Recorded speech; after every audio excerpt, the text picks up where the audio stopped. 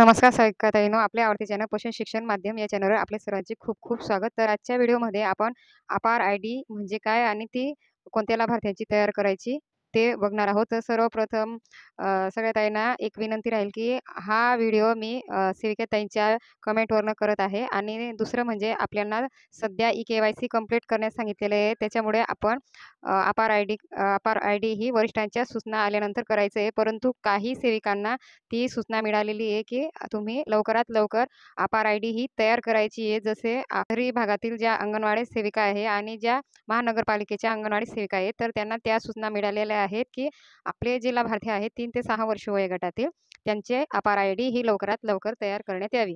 तसेच आपल्या ज्या इतर भगिनी आहेत त्यांना देखील ई-के-वाय-सी झाल्यानंतर ह्या सर्व लाभार्थ्यांची तयार करण्यास सांगितली जाणार आहे. तर अपार आयडी ही भविष्यासाठी लाभार्थ्यांच्या भविष्यासाठी अत्यंत महत्त्वाची आहे. त्याच्यामुळे आपल्याला सर्वांना ती सूचना लवकरच मिळेल. तर अपार आयडी ही 3 ते 6 वर्ष वयोगटातील लाभार्थ्यांसाठी करायची. तर अपार आयडी तयार करत असताना अशा प्रकारे आपल्याला त्या लाभार्थ्यांना सिलेक्ट करून घ्यायचे आहे, ज्या लाभार्थ्यांची आपल्याला अपार आयडी तयार करायची. तर समोर असलेले जे 3 बिंदू आहेत त्यांना आपल्याला क्लिक करायचं आहे आणि इथं क्रेडिट म्हटलं बघा अपार आयडी, तर ह्या ठिकाणी आपल्याला क्लिक करायचं आहे. तर क्लिक केल्यानंतर आपल्यासमोर असा पेज ओपन होणार आहे. तर त्या लाभार्थ्यांचं इथं नाव, त्यांचा आधार नंबर, जन्मतारीख, लिंग आणि त्यांचा मोबाईल नंबर अशा प्रकारे हा पेज ओपन होणार आहे. त्यानंतर ह्या ठिकाणी आपल्याला क्लिक करायचं आहे. क्लिक केल्यानंतर आपल्याला ह्या पेजला आपल्याला माहिती भरायची आहे. तर ह्या ठिकाणी क्लिक केल्यानंतर अशा प्रकारे हा पेज समोर दिसणार आहे. तर आपल्याला रिलेशनशिप म्हणजे त्या मुलांशी असलेले नातं इथं आपल्याला सिलेक्ट करून घ्यायचं आहे. तर आपण इथं फादर ह्याला क्लिक केलेलं आहे म्हणजे त्या लाभार्थ्यांचे वडील. तर त्यांना क्लिक केल्यानंतर त्या लाभार्थ्याच्या वडिलांचं पूर्ण नाव इथं आपल्याला दिसते. त्यानंतर त्यानंतर आपल्याला इथं दिसते यू-आय-डी आणि या ठिकाणी बघा आयडेंटिटी म्हटलं आहे. तर इथं आपल्याला आधार नंबर हा टाकून घ्यायचा आहे. सर्व माहिती भरून घेतल्यानंतर आपल्याला इथं सबमिटचं बटन क्लिक करून ह्या ठिकाणी जे लाभार्थीचा आपण अपार आयडी करत आहोत, तर त्यांनी म्हटलेलं आहे की आपली विनंतीला काहीतरी त्रुटी आहे म्हणजे प्रोसेसिंग युअर रिक्वेस्ट. तर ह्या ठिकाणी आपल्याला ट्राय अगेन करायचं आहे आणि त्या लाभार्थ्याची पुन्हा नवीन फॉर्म भरून बघायचं आहे.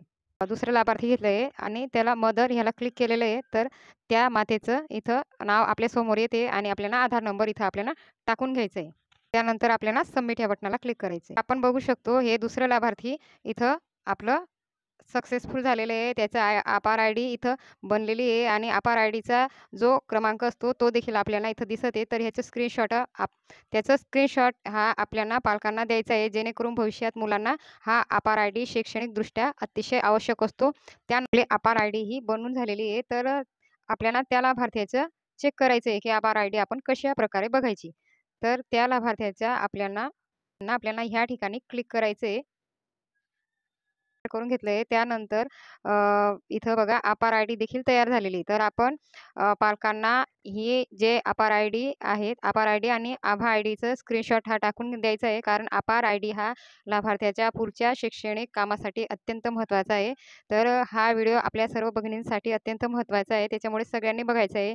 ज्यांना अपार आयडी बनवण्यासाठी सूचना मिळालेल्या आहेत, तर त्यांनी अपार आयडी लवकरात लवकर बनवून घ्यायची आहे. ज्यांना सूचना मिळालेली नाही, तर त्यांना ई-के-वाय-सी कंप्लीट झाल्यानंतर अपार आयडीसाठी नक्कीच सूचना मिळेल. त्याच्यामुळे हा व्हिडिओ तुम्ही बघायचा आहे आणि आपल्या इतर भगिनीपर्यंत शेअर करायचा आहे. तर तुम्ही तो नक्कीच शेअर कराल अशी आशा करते. धन्यवाद.